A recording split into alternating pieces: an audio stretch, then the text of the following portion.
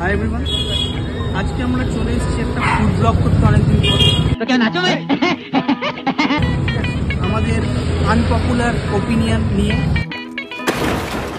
আমরা এসেছি ইসমাইলের বিদ্যাসাগর ময়দানের সামনে যে চপের দোকানটা বসে, সেই অনেকটা তোমরা দেখে থাকো, সেই চপের দোকানে এসেছি।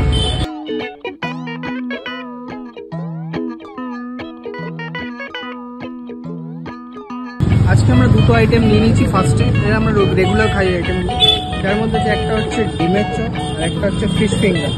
ঠিক আছে, তো ট্রাই করি, এরপরে আরও আইটেম আসবে, সেগুলো নিয়ে সেগুলোও বলবো। ডিমের চপ কোনোদিন খাই না, আজকে ট্রাই করে দেখি। ডিমের চপ খাওয়ার আগে নিয়ে গেছে আমাদের চাটনিতে ডুবে।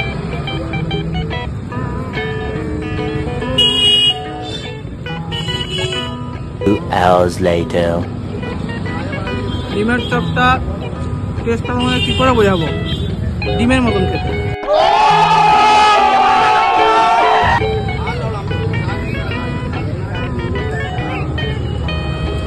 এছাড়া ডিমের মধ্যে একটা ফ্লেভার আছে বেসনের আর আলু। তোমরা যারা কোনোদিন খাওনি ডিমের চপ, আলুর চপ, তারা বুঝতে পারবে না। তোমরা নিশ্চয়ই ট্রাই করেছে।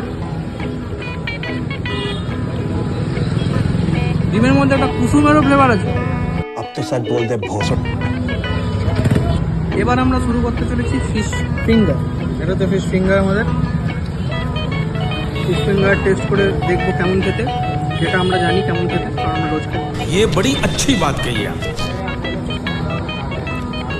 তোমরা করে দেখে দিই, যদি তোমরা ভালো করে দেখো, ফিশ ফিঙ্গারে ফিশটা মাঝে, কিন্তু সাইডের কোটিংটা একটু বেশি আছে।